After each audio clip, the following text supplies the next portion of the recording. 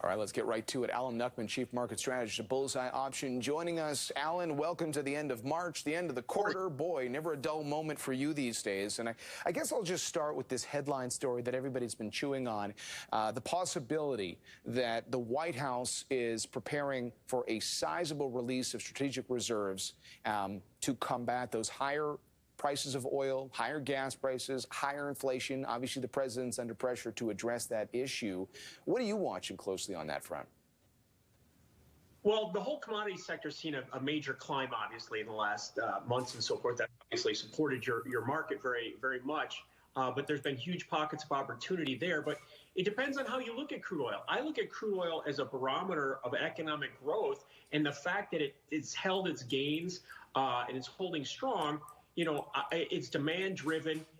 A lot of it here is the United States because of capitalism. You know, a lot of the big oil companies didn't invest in infrastructure. They didn't do their capex, and you know, they're profiting. So you know, they don't want to spend the money. They've done a lot of share buybacks and things of that nature, dividends, but they're not really investing in the oil. So it's a capitalistic choice that they have made that's put us in this situation. But you know, tapping their oil reserves is more psychological than anything.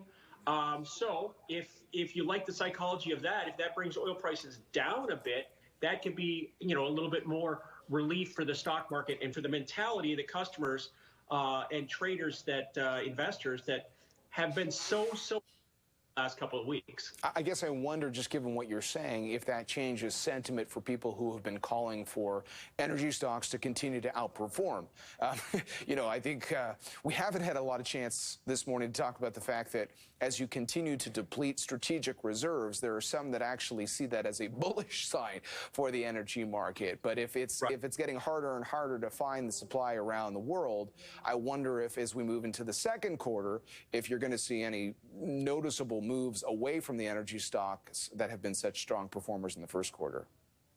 Well, I'm a technical trader, and I trade based on price. So a lot of these energy stocks have moved out of buy ranges. You know, they've done so well. You need to see a little bit of consolidation, some pullback, come back to some support levels. You've seen that a little bit in Schlumberger. I like where that stands.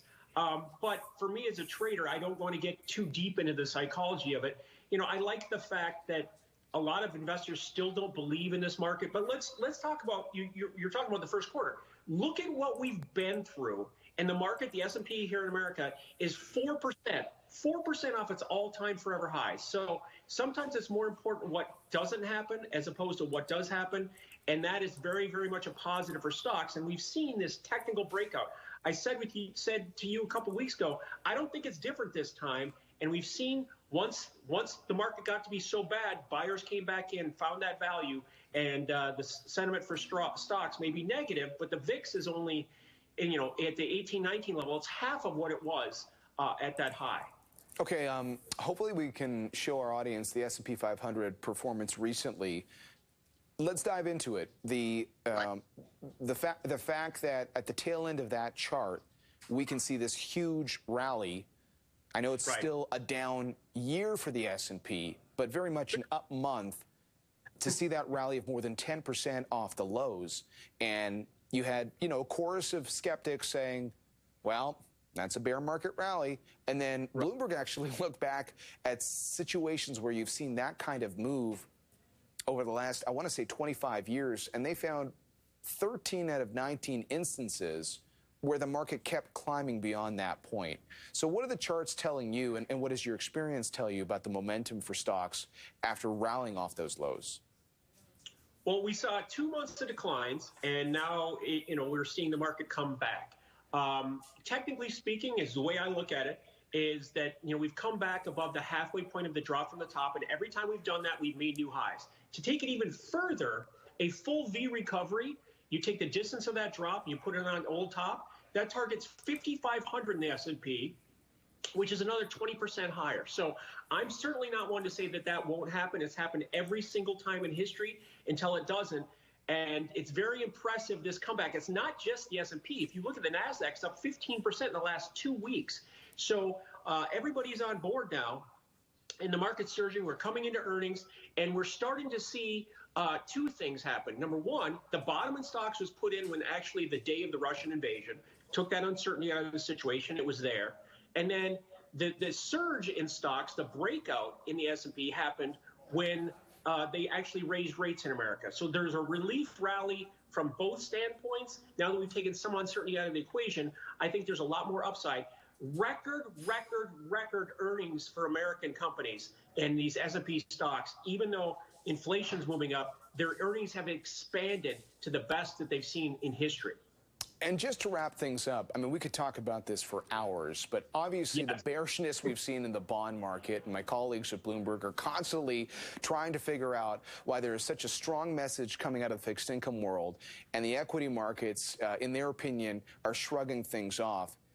Is there a component of this, quote unquote, Tina, there is no alternative, that if we're in a inflationary environment, and if you wanted to sit it out and you put your cash under your mattress, your cash is losing value, and if you're reluctant to put the money into the bond market, you've got to find somewhere to put that money for a return?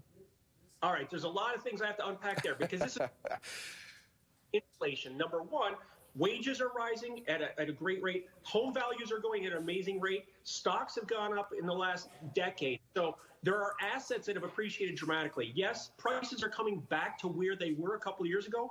And if you look at it, oil prices at 100. We were at 100 from 2011 to 2015, and the S&P moved up nearly 50%. So, you know, this is not unseen territory. Okay, so let's talk about interest rates, because that's been the albatross on the markets, and I know Bloomberg loves to talk about it. In this inverted yield curve, that can happen when you're at extremely low rates.